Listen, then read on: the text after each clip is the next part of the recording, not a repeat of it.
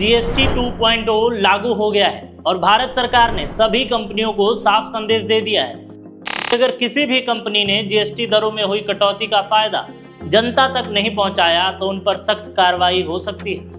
उपभोक्ता मामलों के सचिव निधि खरे ने साफ शब्दों में कहा है कि ऐसी कंपनियों को अनुचित व्यापारिक प्रथा के तहत कार्रवाई झेलनी पड़ सकती है। सरकार का दावा है कि वो इस पूरे मामले पर अपनी नजर बनाए हुए है और किसी भी गड़बड़ी पर तुरंत क्लास लगा दी जाएगी। सोचिए, रोजमर्रा की चीजें सस्ती हुई हैं। दूध, पनीर, रोटी, पराठा, बिस्किट, नमकीन, सॉस और जूस सब सस्ते हो गए हैं। वहीं साबुन, शैम्पू, हेयर ऑयल जैसे टॉयलेटरीज और कॉपी पेंसिल जैसे स्टेशनरी पर भी अब जीएसटी बिल्कुल खत्म कर दिया गया है। यानी घर की टोकरी से लेकर बच्चों की पढ़ाई तक हर जगह राहत ही राहत है। यही नहीं, गंभीर बीमारियों की दवाइयां भी अब सस्ती हो गई हैं। कैंसर और रेयर डिजीज की जरूरी दवाइयां अब जीएसटी से मुक्त हो गई हैं।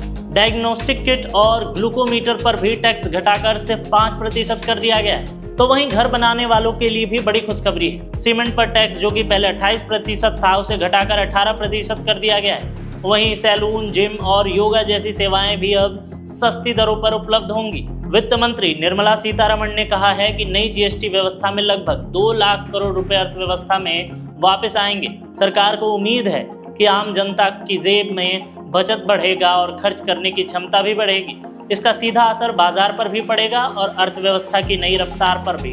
हालांकि सरकार ने यह भी साफ कहा है कि तंबाकू, पान मसाला और कार्बोनेटेड ड्रिंक्स जैसे उत्पादों पर टैक्स की बढ़ोतरी हुई है, यानी कि उस पर टैक्स बढ़ाकर 40% कर दिया गया है। बड़ी गाड़ियों को भी इसी श्रेणी में रखा गया है ताकि सरकार के राजस्व में किसी तरह से कमी ना आए। सरकार ने कहा है कि हमने घरेलू सामान और दवाइयों पर कीमतों में कटौती की है। क्यों? क्योंकि जो देश की आबादी है वो मूलतः इन चीज़ों से परेशान हो रही थी। इसको देखते हुए जीएसटी में इन चीज़ों को कम कर दिया गया है और महंगी गाड़ियां, इन सबको बढ़ा दिया गया है, 40% वाले कैटेगरी में रख दिया गया। इसके साथ ही सरकार ने यह भी साफ कहा है कि ये जो जीएसटी दरें घटी हैं, इन पर कंपनियों की जिम्मेदारी है कि वो ग्राहकों तक इसकी राहत पहुंचाए। अगर वो ऐसा नहीं करते हैं तो उनको गंभीर अंजाम भुगतने पड़ेंगे।